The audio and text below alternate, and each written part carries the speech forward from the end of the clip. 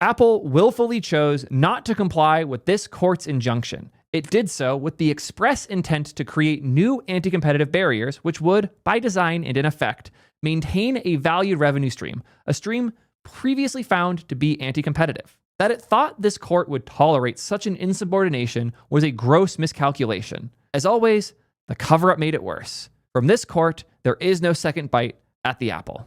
If you haven't been around the channel for a while, you might not know what any of this is about. Tim Sweeney has been fighting Apple for a long time now. Tim is the CEO of Epic Games, mostly known for Fortnite and Unreal Engine, and he has been really against Apple's 30% App Store fees that they've been enforcing for as long as the App Store has existed. He's been fighting this battle for a while. The court cases have been utter chaos, and we have a lot to dive into here. But since I'm not going to be making any additional revenue here, at least not until we get the T3 chat app out, we're going to do a quick sponsor break and then dive straight in. Making a beautiful app has never been easier. Finding the right inspiration, though, that's still very hard. Unless you use today's sponsor, Mobbin. These guys have the best possible collection of design references that you can use for real inspiration building your own applications. Their collection's nuts. Over 1,000 apps, almost 500,000 screens, and hundreds of thousands of flows to actually see how people navigate these different things.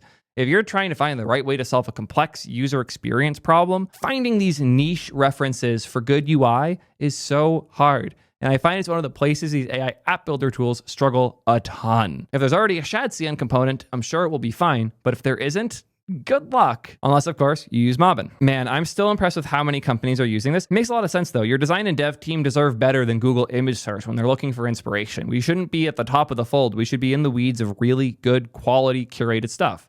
Like what Mobbin's been curating and updating since 2018. This is 7 years of weekly updates building an incredible collection. And when I first saw this, I just assumed it was going to be super expensive. $10 a month for a resource like this is kind of genuinely insane. If you do sign up, make sure to tell them you found them through me. And you should definitely check out the free tier too, because it's pretty nuts. I'm going to be real. I'm impressed. I'm subscribing. You should too. I'm not joking. I'm literally subscribing for the full price right now because I did not realize it was this good until I actually tried it. I like the idea, but this is great. Yeah, I'm now subscribed to Pro, and you can be too. Check them out today at soydev.link/Mobbin. We need a little bit of context before we can go too much deeper. First, we need to talk about how Epic started this. Then we need to talk about how the case went initially. Then the Google case. And then why we're here now. This will be a fun set of things. The start was particularly great. The day that Fortnite was removed from the App Store, just a few hours later, not even, Fortnite published this video on their official YouTube channel. And it was wild. Crazy to think that this was 4 years ago now. If you're young enough to have noticed when this happened, you're probably also young enough to not know what it's referencing. It's an old Apple commercial that they are parodying, and they do an incredible job at it. Today, we celebrate the anniversary of the platform unification directives. For years, they have given us their songs, their labor, their dreams. In exchange, we have taken our tribute, our profits, our control. This power is ours and ours alone. We shall prevail.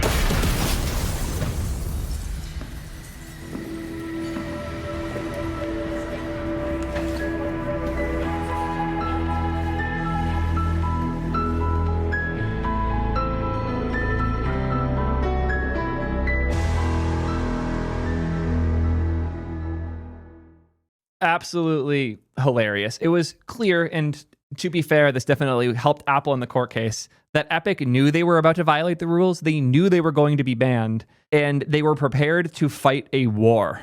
And they've been fighting for 4 years now. I can't believe they actually won, because Apple's lawyers are fucking nuts. So, what's Epic so pissy about here? Why are they doing all this? Well, let's take a look at a $10 transaction. Let's say a user is spending $10 on an outfit in your game. Of that $10, 30% has to go to Apple. So $3 goes to Apple, and the other $7 goes to the developer. That is assuming this is on the App Store. But what if they're not buying something in-game? What if they're buying an Uber, for example? Like, what if I'm paying to take a ride somewhere? Since that is a service, is not a digital good, there is no cut. It's just $10. What if I am buying a physical good on Amazon? They take no cut, it's $10. What if I am contracting somebody for a gig through the app? No fee, $10. What if I'm depositing money into my bank at Bank of America where I have millions of dollars in my account? No fee, it all goes through. The only things that Apple charges their 30% fee on are digital goods. That means that in a given service, like let's say Amazon, if you buy a physical copy of the book, Apple takes nothing. But if you're buying a digital copy of it for the Kindle app, they take 30%. If a book is sold $10 digitally or $12 physically, it's cheaper to buy the physical than it is to buy the digital one because of Apple's fees. So how standard are these fees? Because 30%, it feels like a lot, but that's what console manufacturers charge when you buy a game on Xbox. What's the industry standard? Let's look at Stripe. Stripe is the biggest credit card processing company probably in the world at this point. They are what most services use nowadays to process credit card transactions. They take 2.9% plus 30 cents. Let's do some math. $10 times 0.029 plus 0.30, that's 59 cents. So if I'm doing a $10 transaction on Stripe, the fee is 59 cents, assuming I'm doing my own payment processing, which leaves the remainder at $9.41. That's a 34% increase in your revenue. The gap from here to here is a 34% bump. Yes, the fee is 30. Yes, there's a fee here too. When you go from smaller to bigger, the number's exaggerated. You make 34% more money if you use Stripe on a $10 transaction than if you were to use Apple's payment processing. So why doesn't everybody just use Stripe's payment processing instead? This is where the case happens. You are not allowed to. If your app has digital goods being sold in it, they are required to be sold through Apple Pay. You cannot use a credit card the user has on file. You cannot process the payment yourself. Apple requires all payments, all subscriptions, and all transactions that are done through an iPhone, not through the browser, but through an app, to be done through Apple Pay. They have some really weird exceptions, but they're not even worth bringing up. I have some other videos where I talk about this stuff. They're dumb. You are not allowed to use your own payment processing, though. So even if you have built your own system, even if you have a team at your company that manages incredible infrastructure for payment processing, Apple, admittedly, their interest is protecting users from having fraudulent things going on in apps to make your experience safer and better. They do not allow for transactions to occur without using the Apple Pay protocols, unless you are on the exception list, which is any physical good, any service IRL, anything that isn't purely digital. So that argument's kind of failed at this point. This has forced a lot of weird things. If using Apple's platform means I'm taking a 34% hit in the profitability of the service, I have to increase the price or have worse margins. On top of that, I have to build all this custom infrastructure to handle Apple as a special case. It's one of the biggest holdbacks for us moving T3 Chat to the Apple ecosystem in the App Store is we have to support Apple Pay. And everything we built is heavily integrated with Stripe right now. So I have to build a whole second path and risk splitting up our entire architecture for what a subscription means in order to support Apple's thing to give them more money. Where this gets really messy is if you compare how much money an indie dev pays Apple versus, I don't know, Chase Bank. A random indie game dev is lucky to make $100K a year. Chase Bank would have to screw up to make less than $1 billion a year. How much do you think each of these parties pays Apple for the generous gift of being allowed to publish apps on the App Store? If the indie dev is doing half of their revenue through Apple, which is probably even more than that, depending on what they built, if it's mobile only and whatnot. So let's assume they're doing $50K through Apple. That's a 30% tax. That means they're paying $15K to Apple a year, plus the dev license. And the dev license is only $100. You know what Chase pays? $100 for the dev license and nothing else. Which of these two is a bigger burden on Apple?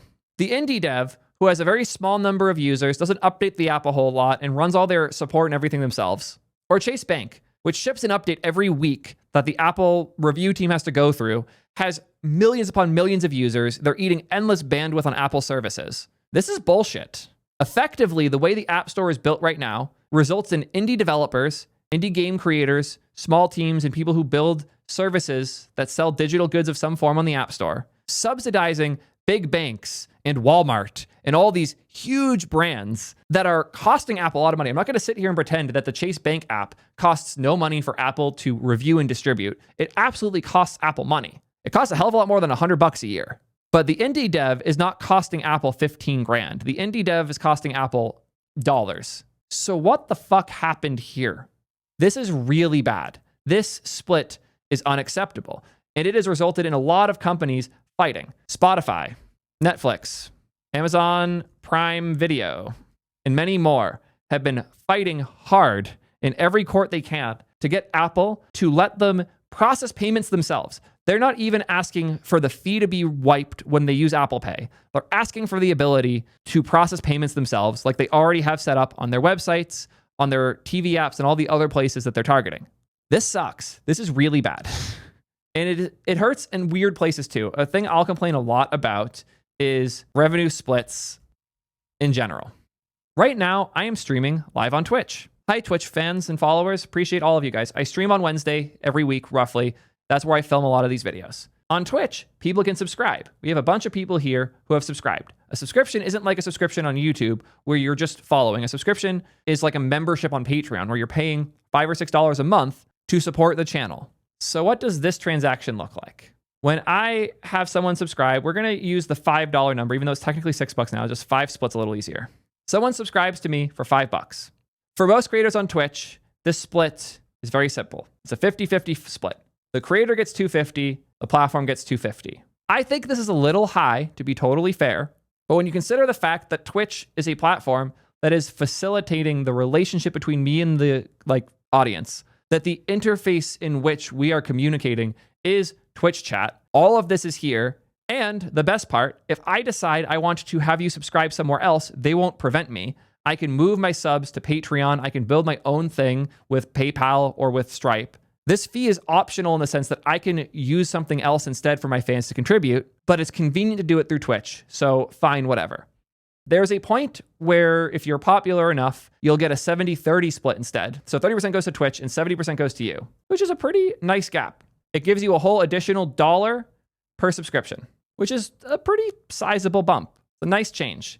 And when I hit that threshold, started making significantly more money. It's awesome. That's still like the same split that Apple's doing, but that's not an enforced split. I can go other places and implement subscriptions other ways and have a much better cut if I choose. But the fact that this is an easy way for me to grab recurring revenue is awesome. That's why I offer this as an option. What happens when you subscribe via the App Store?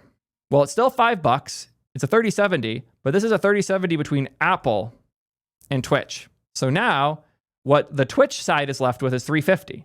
So the $350 has to be split again in a way where Twitch makes some money. So if we do, even if we maintain the 70/30, even if we make it more generous, we bump Twitch's cut down to 25% and we get 75, we're getting $2.62 and Twitch is getting 87 cents. Do you see the problem here? In a transaction that is only occurring because of Twitch's existence and me being on the platform, Twitch makes a little over half as much money as Apple does, and I get fucked too. Apple's way of doing splits like this results in such a weird dichotomy of how the revenue cuts happen that the result is I make less money, Twitch gets fucked, and Apple runs away with a decent bit of cash. How is that okay? I don't even want to think about how bad the long-term impact on the creator economy has been because of this.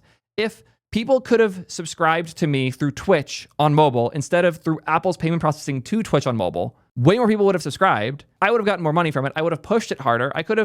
The trajectory of my business could have been fundamentally different, and there would have been more incentive for Twitch to invest in building a great mobile app. If Twitch makes the mobile app experience better enough that a meaningful number of my subs start subscribing on mobile instead, the only people who really win from that are Apple. Twitch makes less money, I make less money, Apple makes more.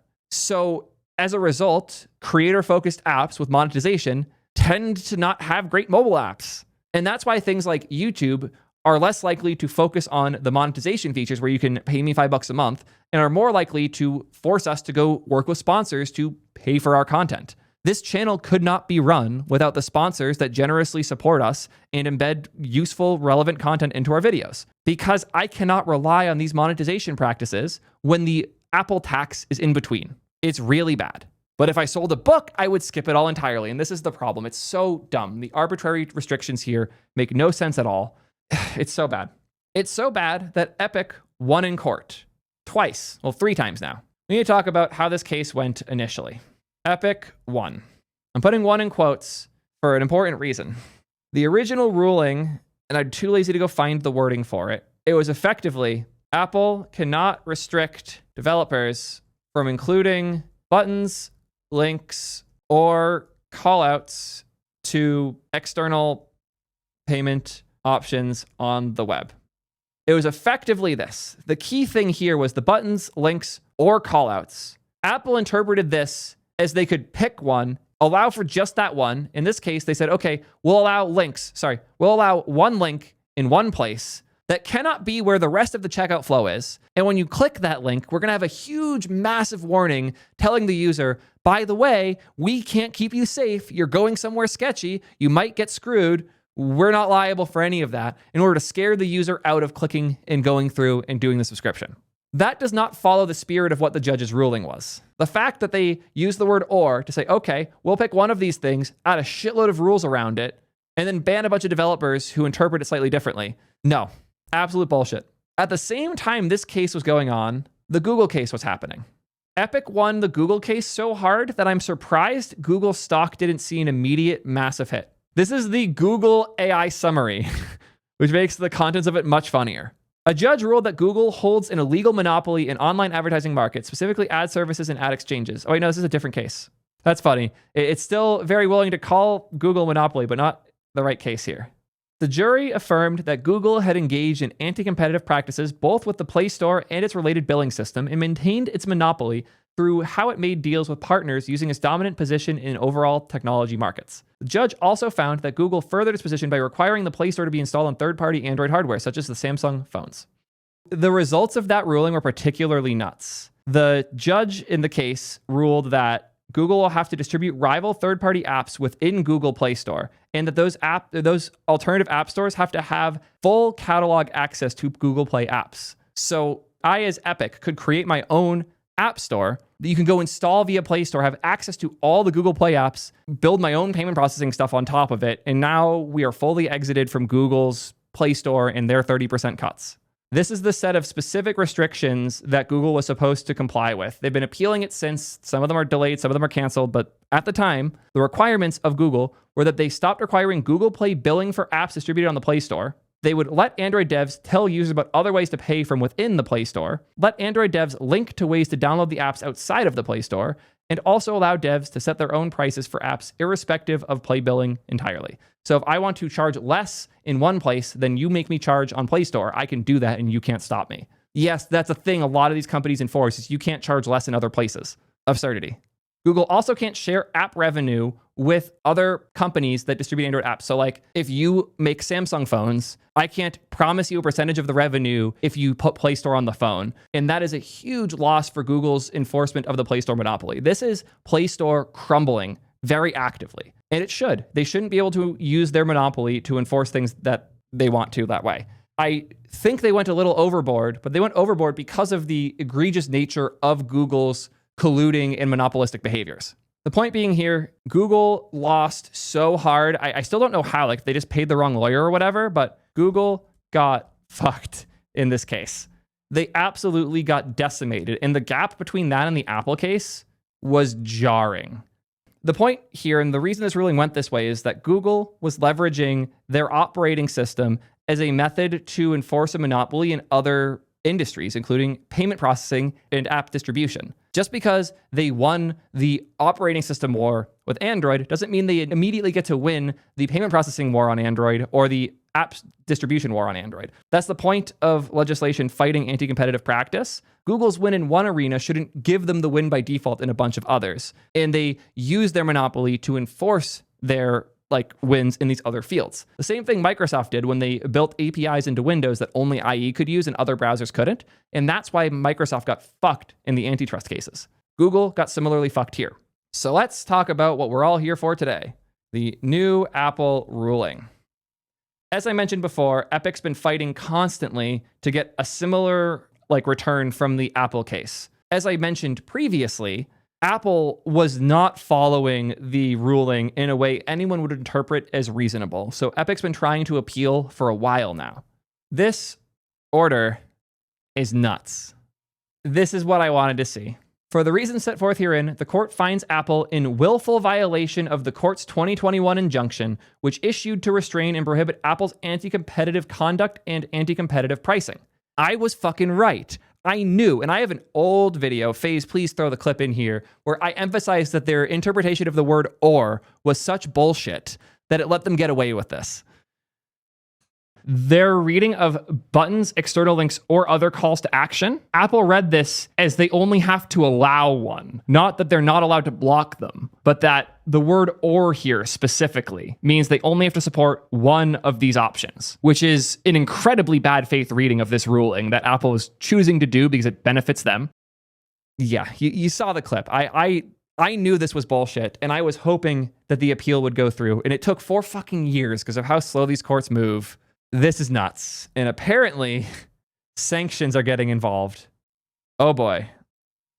Effective immediately, Apple will no longer impede developers' abilities to communicate with users, nor will they levy or impose a new commission on off-app purchases. So I can now tell you in my app, you can go subscribe on my site and get a discount instead of subscribing in app, and Apple cannot take a fee for that or prevent me from doing it. It happened. It's over. Apple willfully chose to not comply with the court's injunction. It did so with the express intent to create new anti-competitive barriers, which would, by design and in effect, maintain a valued revenue stream, a revenue stream previously found to be anti-competitive. That it thought this court would tolerate such an insubordination was a gross miscalculation. As always, the cover-up made it worse. For this court, there is no second bite at the apple. It is so ordered. Whew! Yeah, this is absolutely nuts. I asked the best chat I've ever made, T3 chat, to summarize this. You can just paste the PDF in a lot of the models, by the way. Gemini's really good at this. Apple found in willful contempt. The U.S. District Court from the Northern District found Apple in willful violation of its previous injunction. Epic's motion was granted. Apple's motion was denied. There is now a stricter injunction issued. Apple cannot impose any fee for purchases made outside of the app. Previously, they were allowed to do a 27% fee with some weird bullshit, especially in the EU. Apple was going hard on that 27%. They lost that here. They can't restrict or condition the styles, language, formatting, quantity, flow, or placement of links for external purchases. Remember earlier I said you can only put them in a separate place from the checkout flow? Not allowed. They can put them wherever they want. They can't say only a link of a font of this size. Yes, they literally enforced the maximum font size you could make the link. All that's been thrown out. They can't prevent you from using buttons or other actions instead. So if I have a big pop-up that says, wait, you can save 30% if you buy this through my link instead, they can't block me, they can't stop me, they can't do anything about it anymore. Oh, the URLs thing was fucking nuts. One of the things that they enforced was that the link couldn't have any tracking or identification info in it. So when I clicked the link and went to the browser, I would have to be signed out. I'd have to re-sign in and then make the payment. Now I can just put a query param on the link, click it, and immediately be kicked to the checkout flow. How did Apple think they had the right to do that? This is my problem. This is like, as an Apple fan, what hurts me. Apple is normally so pro-user, but they don't see devs as users. They see devs as tools as part of their flow, and they are willing to fuck us as much as they're willing to help us. And the App Store was a nonstop example of them trying to fuck us. Part of it was under the guise of helping users, but most of it was just them not wanting to give up this revenue stream. Let's ask Gemini how much of Apple's revenue comes from App Store fees as we read through all of this. Sanctions for privilege abuse. Apple was sanctioned for abusing the attorney-client privilege process to delay proceedings and hide its decision-making. Apple must pay the full cost of the special master's review and Epic's related attorney fees. Whew! Epic just cashed out hard. I wouldn't be surprised if Apple could get fucked for all of the money Epic lost from losing Fortnite on the App Store. But I don't think Epic's going to push that hard because they just won so hard already. Criminal contempt referral. In a significant move, the court referred to Apple and its vice president of finance, Alex Roman, to the U.S. attorney for the Northern District of California to investigate potential criminal contempt charges. This is based on the court findings that Apple deliberately misled the court and that Mr. Roman lied under oath regarding the decision-making process for the 27% commission. Whew! Apple's motion for judgment on its indemnification claim against Epic for attorney's fees related to Epic's original breach of contract was denied without prejudice. The court ruled Apple hadn't properly accounted for which fees were solely related to the breach versus those related to defending antitrust claims, which are not recoverable under Cali law. The issue may be referred to a special master if parties can't agree. Hilarious. Apple fought hard for a reason, not just because they're assholes, but because it's a large amount of revenue. Their services revenue is roughly $100 billion a year. That's things like subscriptions to iCloud, paying for Apple TV, but it's also purchases being made in the App Store and subscriptions being made in the App Store and the fee they collect from that. Service is also very profitable for Apple. Even if it is less revenue than the iPhone, it's 75% margin, which is double the margin of hardware products. So they make more money from services in profit than they do off the iPhone itself, which is nuts.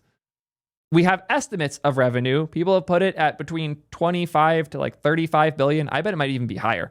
But yeah, that's 7% of their sales and 20% of their profit. That's why they don't want to lose it.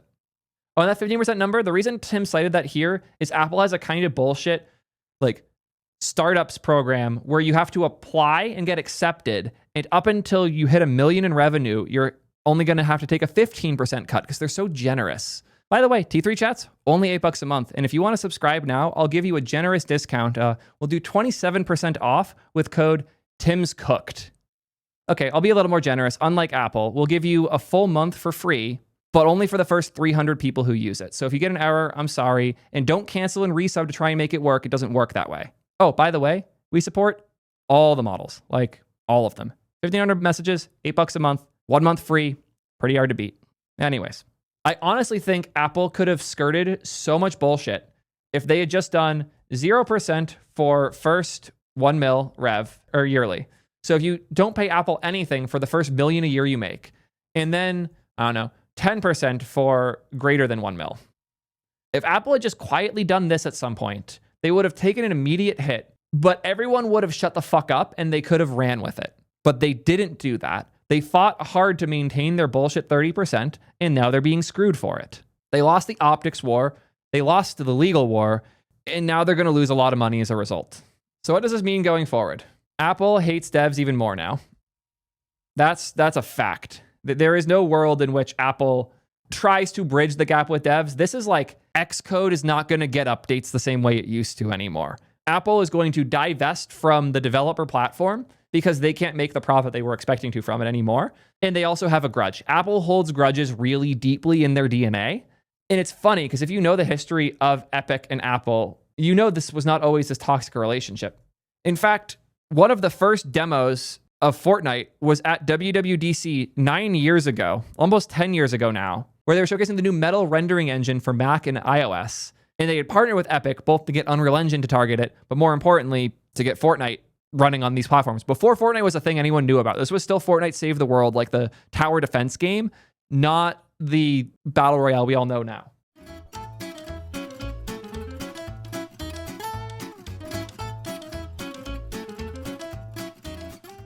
Epic liked Apple. It's very clear here. It's funny how many times Apple's fumbled the gaming scene. It happens over and over.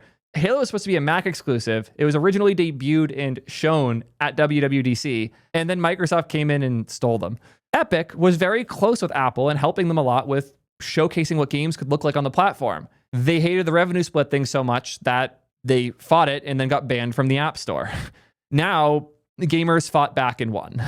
It's really funny how, in the end, gamers in the gaming ecosystem, specifically game developers, were the ones to die on this hill and win. I remember when Tim first announced that they weren't going to follow these rules anymore and that they were going to make the change in the Fortnite app for payment processing. I knew they were about to get hit. And the outrage I saw against them, both because people were mad at Epic for the Epic Game Store thing, which I still think is just misunderstood. But people were mad at Epic for daring to get Fortnite banned on his personal hill he wanted to die on. But he knew it was the right hill to die on, and I defended the fuck out of him when it happened. I feel so goddamn righteous right now because I have been complaining about this for the entire 4 years since it happened. I've only been doing YouTube for about 3.5 years, and I've been talking about this since I started. I am so thankful that Tim took the hundreds of millions of dollars hit, possibly billions of dollars hit, letting Fortnite get banned from the App Store, knowing that long term it would be the right thing for developers, because Tim doesn't want Epic to make their money through Fortnite. Tim wants them to make their money through providing the best tools and experiences for developers to make incredible things. And in order for those devs to be able to do it, they need to be able to profit from it. And if Apple is hurting their margins to that degree, and if Apple is preventing the platform from becoming what it could become, that hurts devs. And in the end, that hurts Epic. And the fact that he was willing to make Fortnite the sacrificial lamb to unfuck Apple's bullshit policy via the courts, it is one of the most noble sacrifices I've seen in the business world. And I will applaud Tim forever for doing it.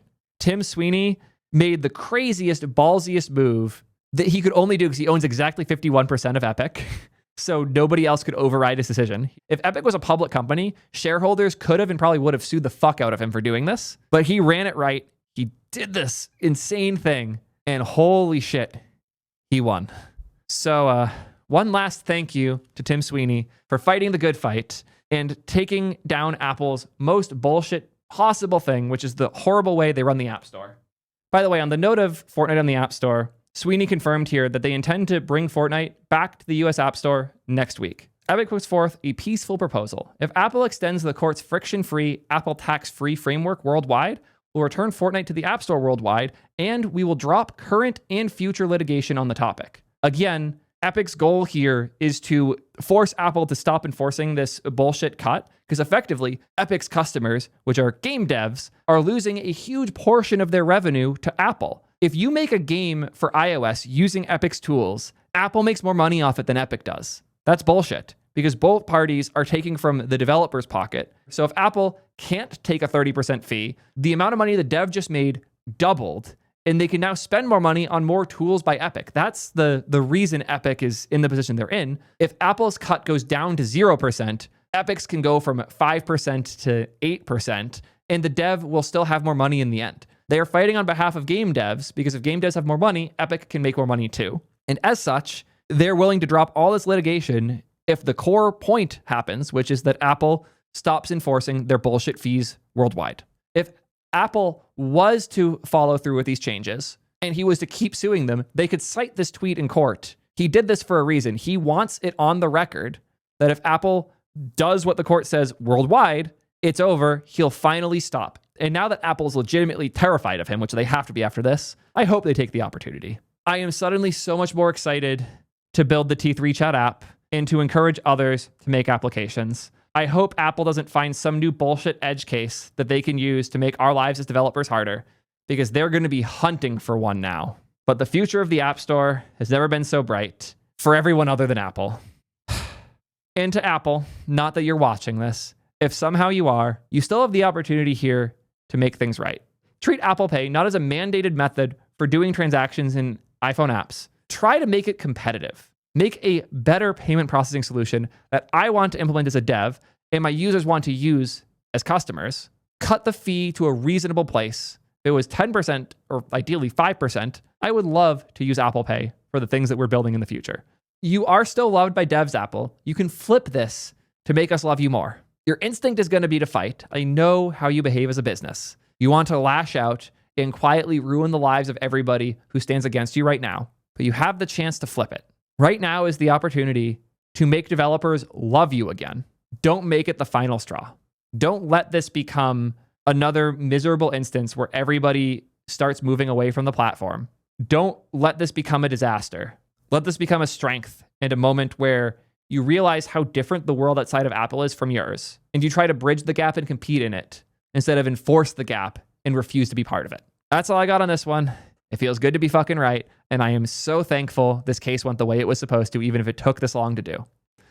Let me know what you guys think, and until next time, peace nerds.